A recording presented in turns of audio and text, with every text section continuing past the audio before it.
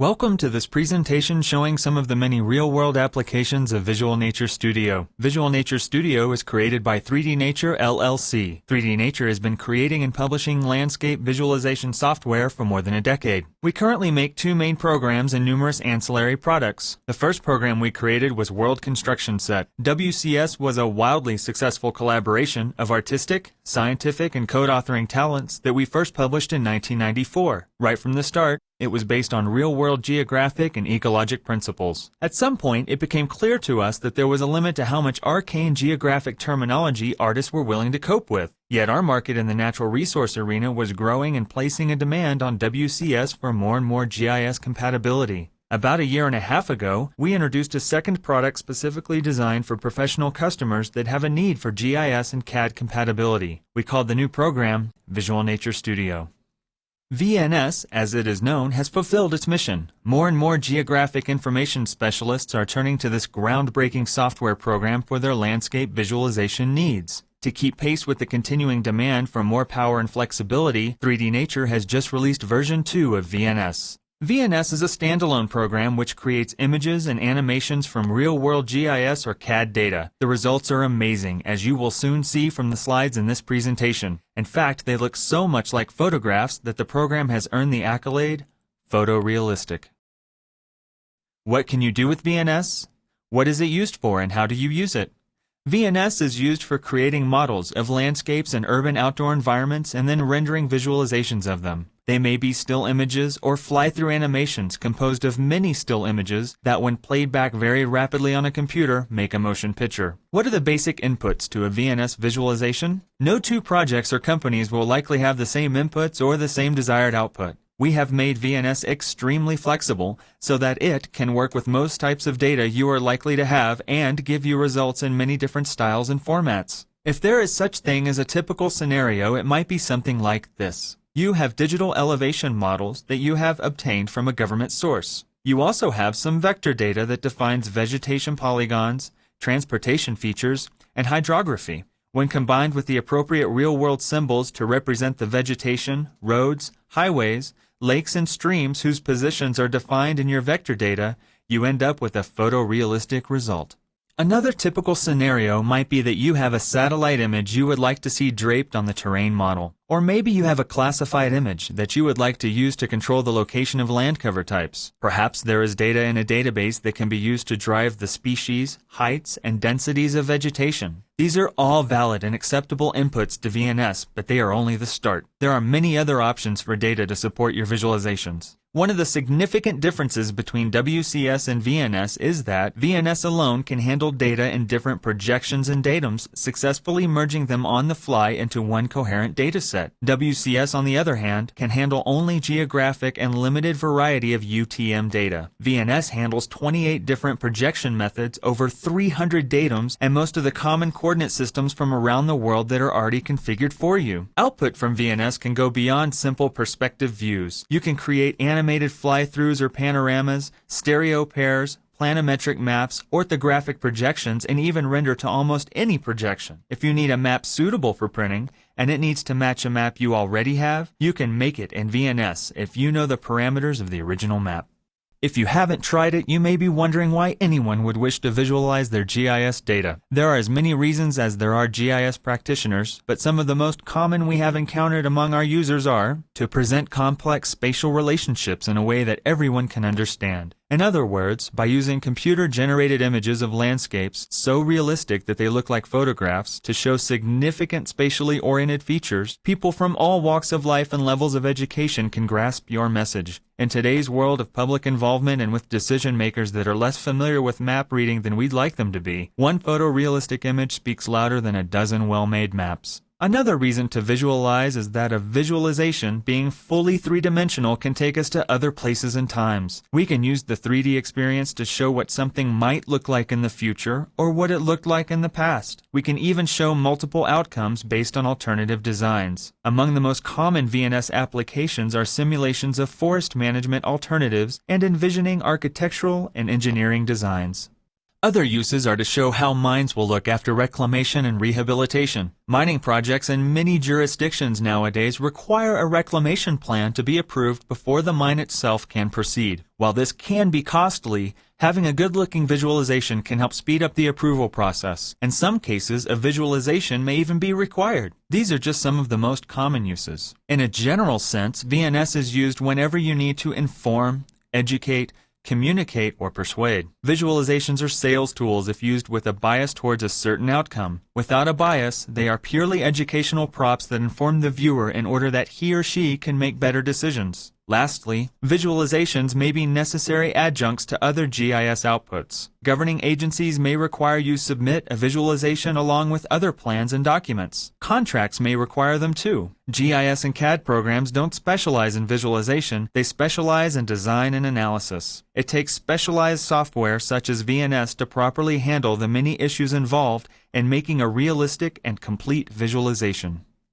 Who uses VNS? This list will give you a general idea. If you were to see our customer list, it would read like a who's who of government bodies, scientific agencies, universities, prestigious publications, and Fortune 500 companies. We are extremely proud of what we have accomplished in the past 10 years and the contributions we have made to geotechnology. 4 years ago at a GIS conference in Vancouver, we predicted that visualization was the future of GIS. If you go from booth to booth today, at that same conference, you will see that we are pretty close to the mark. Back then, 3D Nature was nearly alone in the field. Now it seems like everyone wants to get into the act. Visualization for most vendors, however, means draping an image onto a terrain model and calling it done. We go much further than any other maker of 3D landscape visualization software towards making the results seem real. We challenge you to compare, and we think you will clearly see the difference.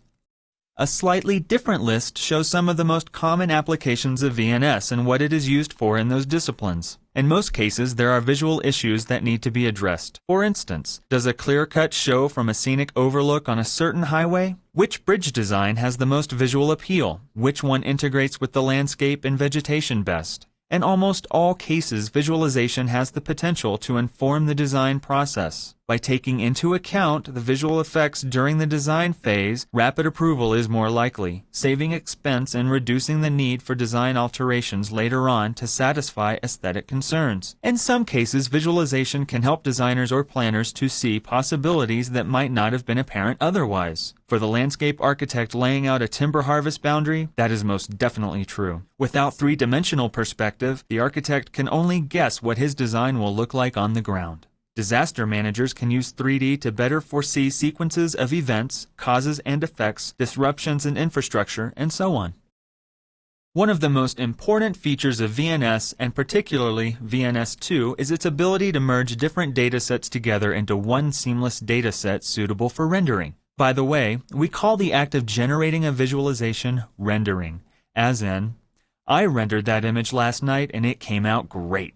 Here, in this VNS2 box cover image of the Front Range near Denver, Colorado, Chris Hansen, head of our research and development effort, used as many different sets of recent data as he could get his hands on to make this one impressive scene. He started with Space Shuttle 30-meter SRTM radar-mapped terrain. Wherever there were gaps in the radar coverage, 30-meter USGS NED data was inserted. In the foreground, a 10-meter LiDAR dataset was merged so that its edge matched the other sets seamlessly. This tool we call the DEM merger, and it is extremely powerful and has many uses beyond what you see here. The important thing to know is that it requires very little manual effort to use. Once VNS is introduced to the different datasets and you tell it what projection and resolution you want the combined data in, the merger runs unattended and the result is a seamless set of data ready for you to aim the camera at. The ability to merge data like this and save it out in any projection you want might be reason enough for some people to own VNS2.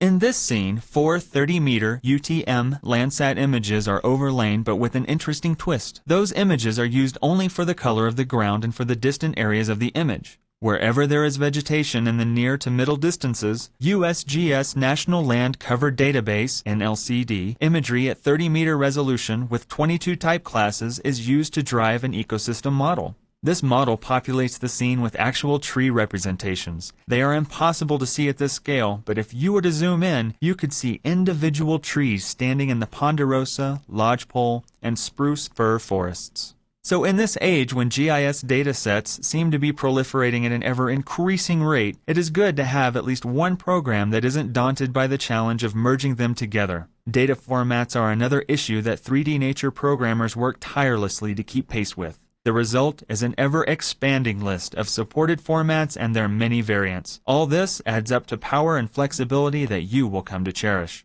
Now this is the fun part. We're going to show you how different industries have used VNS or WCS in recent years to visualize their world. Each discipline has its own unique concerns and they may vary widely from one company or one job to another. We'll try to give you some insight into what the creator of each of these images was trying to accomplish by making the image. Forestry is one of VNS's principal applications. Concerns revolve around the visual impact of timber management programs and to some extent concerns for wildlife habitat and connectivity. These are concerns that are ideally suited to evaluation with a visual medium like the output from VNS. VNS has the ability to drive parameters such as tree species, height, and density from a database associated with vegetation polygons. This makes for a fast and efficient way to visualize large areas with very little effort once the data has been mapped into your GIS. VNS can import a shapefile that contains all the geometry and attribute information you need. In addition, using VNS's dynamic linkage and auto-import features, you can easily update the geometry or the height density attributes in your GIS and automatically adjust the visual results in VNS. This scene is on Bird Flat Creek in British Columbia and shows a proposed timber harvest on the far hillside as seen from this mountain meadow. Perhaps this viewpoint is on a hiking trail and the viewshed is sensitive to unnatural-looking disturbances. From here, it looks like the proposed cut design is natural-looking and adds visual diversity to the scene. If the cut boundaries appeared to lie unnaturally on the ground, new boundaries could be digitized in VNS from this perspective view, tested for visual acceptability, and then exported back to the GIS for integration and cut volume analysis.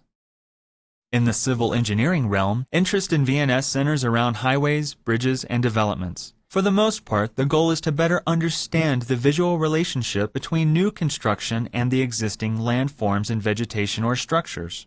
Here, we see a bridge design in Italy. The real purpose of the bridge is to carry a pipeline. However, the builder thought it would be easier to get public approval for the highly visible project if it served a local community need. There was a need for a pedestrian canal crossing in the area, and when that was built into the design, approval was won easily. These images were used to show the public, who would not have understood engineering drawings, what the design would look like and how it would integrate with the existing footpaths. From the heavily used Appalachian Trail in North Carolina, a new highway will be visible from a number of points. Since the trail follows the ridgeline, it will be hard to hide the roadway from it at all points. These images are a part of a larger study to determine which design has the least objectionable impact on the viewshed from the trail. VNS has sophisticated atmospheric modeling capabilities that can simulate everything from a crystal clear day on the moon through light haze to dense fog. In these images, the lighting, atmosphere, and sky all contribute to an accurate sense of place. Notice too that the three-dimensionality of the trees is not only important for realism, but that the tree height is a significant factor in how much of the highway is visible. If this were the typical ground-hugging draped image, objective evaluation would not be possible. We'll also point out in these slides that the highway itself is merely a vector center line that has been expanded in VNS by attaching an appropriate treatment or symbol. In this case, the treatment is a road cross-section shape extruded along the center line which carves away, cuts, and builds fills, colorizing as it goes to look like a highway. This technology is what we call a terra effector. It is non-destructive, and if the vector is moved, the highway moves with it. This makes it easy to test different design alternatives. Highway interchanges are difficult to model with a simple technology like terra effectors. To model this complex design, the author of the image chose to make the interchange model in 3D Studio Max, a general-purpose 3D modeling and animation program. Since VNS works with Max, it was easy for him to move models back and forth between VNS and Max, doing some of the rendering in each program. The two results are combined by a technique called Z-buffer compositing, which makes one image out of two, and as you can see, it all looks like it was done in one program. The entire scene would have been difficult to do in either program alone. VNS works together with other programs such as Lightwave 3D and VIZ and loads objects from Alias Wavefront's powerful Maya program. If you are wondering why not just use one of those other programs and skip VNS altogether, the answer is this. Those programs do not understand anything about geographic registration of data, projections, coordinate systems, and datums. You would first have to translate all your data into a common generic Cartesian system. Then you would still face the hurdle of placing every single piece of vegetation on the model individually. Months later, you would get to see what you have created. In VNS, the process would take minutes for an experienced user and maybe a matter of a few hours for a total novice.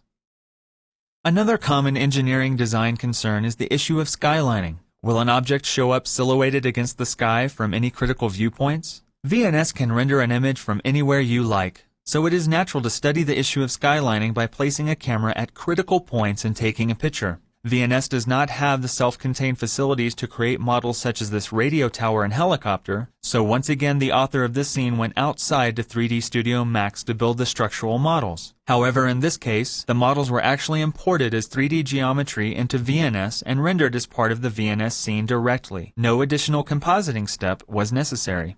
How a design integrates with the existing vegetation and land use is the study of this pair of slides. We see that an existing path along the river will not be blocked by the new bridge abutment. The stone abutment, while of a different rock material from the river boulders, still looks natural and unobtrusive. What we can see is that the engineer was doing his best to educate and inform the viewers of this proposed design. To us, this looks like an unbiased attempt to communicate with his audience what the result would look like. He even included a train on the bridge. Surely that wasn't necessary, nor did it cast the bridge in its best light, since the bridge would certainly be less obtrusive when a train was not present.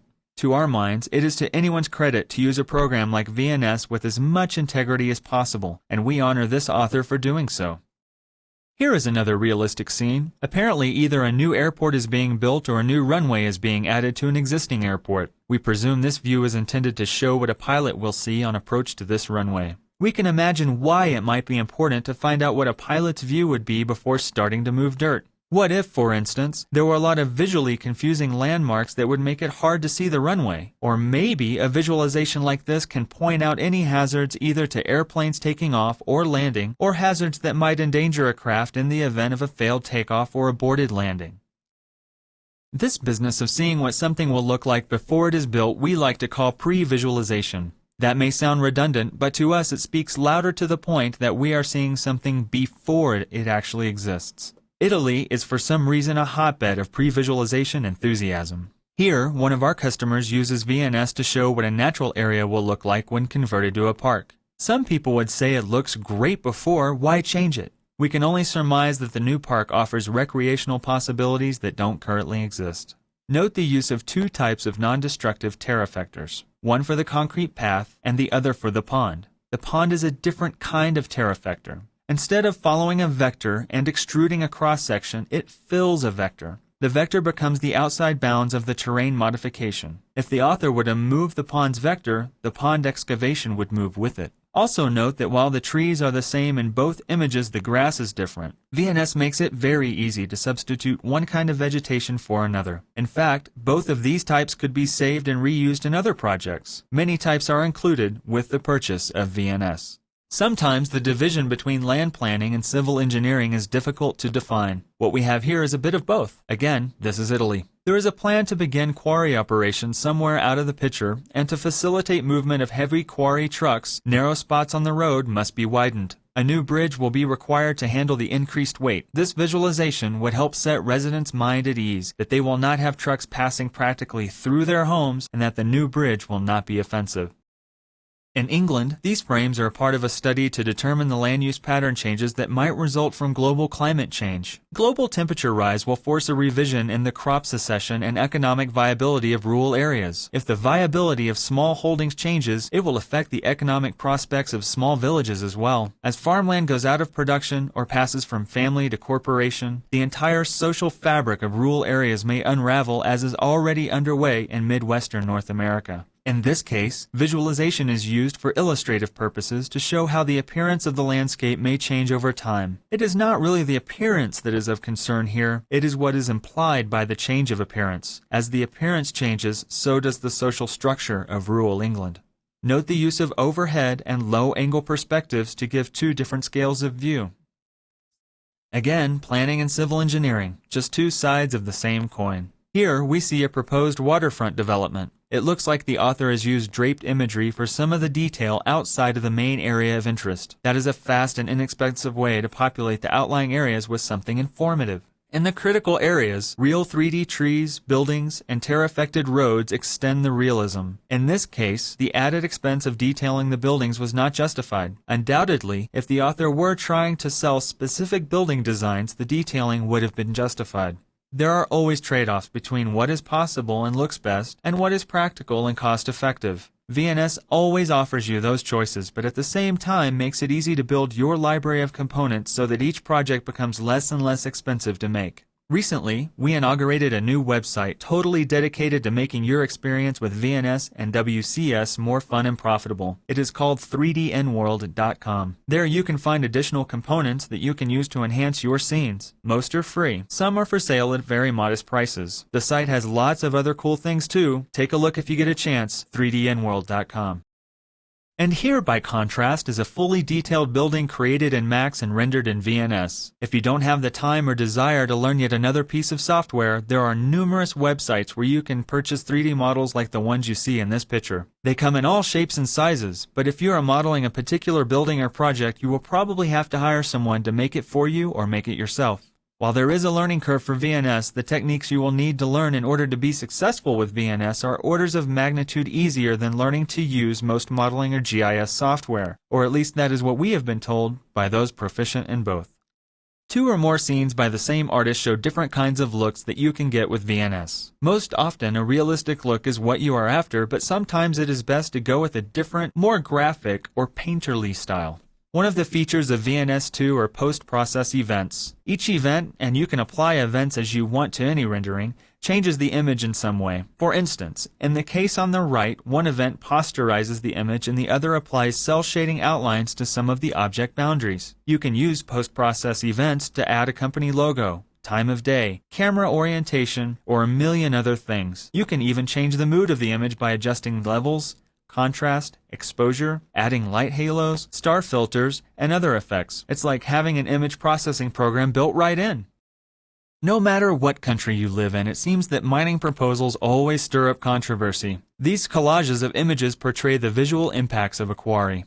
Here again you will see the application of two types of terra effectors, linear ones for roads and area filling ones for the quarry. This is a relatively small quarry, but it has a high amount of visibility due to the attack on a steep slope. Mining operations of all sizes can benefit in the planning and approval process by appropriate use of pre-visualization. In this scene near Salerno, Italy, on the Costa d'Azzurra, south of Naples, the quarry is a fait accompli. Now the question remains what to do with the hole left behind. One proposal is to allow a lake to fill it and make a park out of the surrounding grounds. Here is how that proposal might look. A very important VNS feature is shown in the background. The entire city of Salerno is represented in the GIS by polygon shapes. These have been exported as shape files and extruded into walls roofed over in VNS. Building heights are regulated by the elevations of the vectors. These look pretty plain, but are still effective for illustrating building massing. Textures could be applied to the walls and roofs for a more detailed appearance. In fact, geo-referenced satellite images can be draped on just the roofs for a really great look. Once again in this image, the artist did a fine job of capturing a sense of place as well as aerial perspective and distance. Cartography is a specialty that VNS is especially well adapted to. Here, you see a tourism railroad map of British Columbia that has a base map rendered in VNS. Elevation-based coloring and shaded relief are combined with VNS's ability to render in different projections. VNS can render the whole globe, or part of it, from any distance. The southwestern part of British Columbia shows well in this view. Vertical exaggeration is applied here to dramatize the mountainous nature of this Canadian province. An image is draped on the terrain model to provide most of the coloration. The detail visible in this close-up is only limited by the resolution of the original satellite imagery. Newer satellites capable of achieving sub-meter pixel resolutions will revolutionize the cartography industry. As mentioned before, VNS can render to any of the many supported projections, including one suitable for mapping the entire globe. In addition, the planet can be rendered as a spherical or ellipsoidal globe. VNS was used by a student in Hawaii to create this award-winning poster. VNS is perfect for studying disaster situations such as the spread of wildfire or landslides. In the scene on the left, management at NASA's Stennis Space Center are using VNS animations to understand the logistics of fighting fires on the base. Devil slide is shown on the right. A visualization is used to determine the impact that a slide would have and the difficulty of repairing the highway infrastructure. VNS lets you go forward or backward in time, recreating scenes and events from an area's history. This is the location of the Stennis Space Center as it appeared around the year 1840. The reconstruction is used for orientation in the base's visitor center, as well as guiding future development away from areas of historical significance. Terra effectors were used here to simulate the distant past, glaciation in Idaho, and evolution of a river channel in Illinois. We can't resist showing at least a few examples of pure artistry. Effects you can create to enhance the realism of your visualizations include flowing, reflective, transparent water, celestial objects, fantastic clouds, atmospherics, and lighting. The list of possible enhancements you can add to your scenes is virtually endless, and some of our GIS customers actually do use these features. Now, we'd like to show you a little case study that deals with the issues of visualization and conflict resolution using VNS. This is a real-world project. A gravel quarry has been proposed in our home state of Colorado. The proposal is quite large in scope and raised a number of issues among landowners and a number of government agencies which have jurisdiction over such operations. Among the many concerns are wetlands, water quality, groundwater effects, wildlife, and visual impacts. We'll give you a brief overview of the project as we look at a few slides showing the plan. Then, we'll describe the wildlife issues that were raised. We don't have time to go into the issues very deeply, but it should be enough to give you a feel for the conflicts raised. Then we'll show you one of the proposed alternatives and some visualizations that help to illustrate. This is an ortho-rectified panchromatic image at 2-meter resolution draped on 4-meter IFSAR terrain model viewed in VNS with a planimetric camera. The area lies within the alluvial valley of the South Platte River. The river itself is seen on the right and flows north, which is up in this picture. West of the river is the Hewitt Ditch, which carries irrigation runoff, shown in pale blue, and on the far left of the image is an irrigation canal known as Brighton Ditch. The region is mostly wetlands and pasture, the soil being too gravelly for intensive agriculture. Near the river is a nice riparian zone with mature cottonwood trees. It provides cover for a number of wildlife species and also is home to a few bald eagles. Eagles are a protected species in the United States. There are some oil and gas production facilities in the valley, and they're shown in red. The areas proposed for mining are outlined in darker blue. As you can see, they are quite large and nearly span the valley. 4 mining cells are designated, 2 of which lie east of the Hewitt Ditch and the larger 2 to the west. The mines as proposed would yield 12.6 million cubic yards of sand and gravel over an 8-year period. In this slide, you see a rough classification of cover types based on the panchromatic image and ground truthing. Again, starting at the river on the right side and moving west, we pass through cottonwood groves of varying densities, an area of undifferentiated shortgrass prairie and pasture lands with one irrigated hayfield in the center of the image. In the left center and along the Hewitt Ditch are some very productive tall emergent wetlands, dominated by cattails which generally follow old meander scars of the river. At the west end of the image, the land rises, leaving the valley in alluvial soils. Both the east and west ends of the image are agricultural crops which are seasonally irrigated. Overlain on this pattern, you see the roads in light gray and the mine cell outlines in blue. Notice that the terrain model itself is high enough resolution to show the groves of trees clearly along the river. If you knew where to look, you could also see houses and buildings. Note that there are some anomalies in the model due to false readings on telephone poles and power lines, as well as a few bumps which are uncorrelated with any known feature. In this plan view, the mine cells west of the Hewitt Ditch are shown excavated with area terra effectors to 35 feet depth. If they look like they are raised up instead of excavated, it is because the light source for the relief is to the southeast, where the sun is likely to be at 10 o'clock on a spring morning. Stare at it a bit and see if you can't make it look like an excavation. Had we thought about that being a problem, and we should have, we would have put the light in the north. In any event, you can see that a large amount of wetlands have been obliterated. The pits are shown in blue because the mine reclamation plan calls for using them as water storage reservoirs after mining is complete. The two cells between the river and the ditch are shown in yellow because they are mitigation wetlands. In other words, they are wetlands created after mining to help replace the wetlands lost elsewhere. A total of 92 acres of wetlands will be destroyed and 103 created as a result of the proposed plan. Here you see a visualization of the southwest corner of the site looking southeast. Typical upland vegetation in the foreground is a mix of grasses and forbs, which are a favorite browse for the deer population. In the middle ground is some of the cattail wetlands, with more pasture and cottonwoods in the distance. This is fairly typical of what it might look like in the late summer about 2 o'clock in the afternoon. Here is the same view after mining and reclamation. Note that the area of cattails in the middle left are truncated by the reservoir. From this angle it looks pretty nice, and some would say an improvement over what was there before. But from this angle it doesn't look so pretty. The unnatural straight edges cry out that these are man-made lakes. The vantage point here is just a bit south of the earlier views and higher up looking due east. The line of trees in the distance is the river corridor. Notice the very thin strip of land separating the two ponds. The ponds will have independent water levels which may vary by several feet. Notice that the wetlands in the foreground have been isolated by the mining activity and no longer connect with the larger groundwater system. Each pond will have a slurry wall built around it to ensure water retention and eliminate communication with the groundwater outside. This will cause hydraulic isolation of the remaining wetlands at the very least and possibly their decay.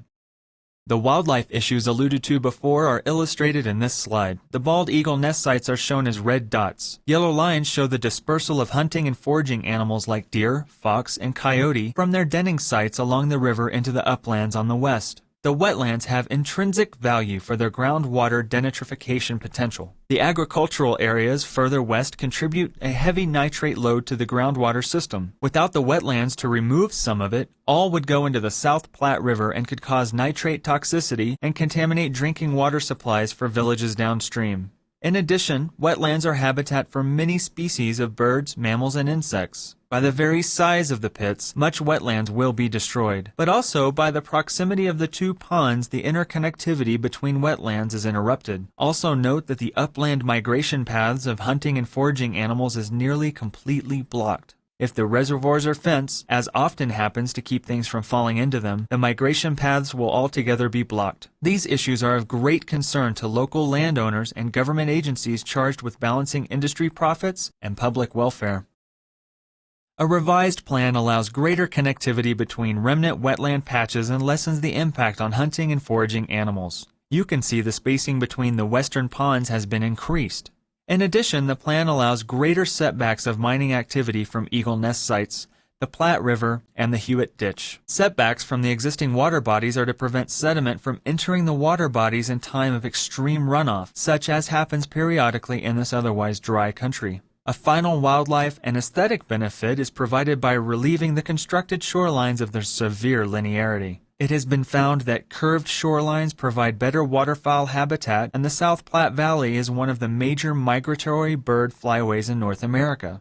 Back to the first visualization vantage point. This is what the revised plan would look like. Notice that the wetlands are no longer truncated by the pond. The view looking east is relieved of its harsh linearity, and the space between the ponds is conducive to wildlife migration. Also note the connectivity between wetlands in the foreground and those further distant. This will help ensure the wetlands' survival over the long term. From this little case study, we hope you can see how useful visualization tools can be for the study of land resource conflicts. In this particular case, it made the mining plans easier to understand, made it clear where there were aesthetic issues to deal with, helped to understand wildlife needs, and hopefully improved the communication between the mining company, objectors, and government agencies.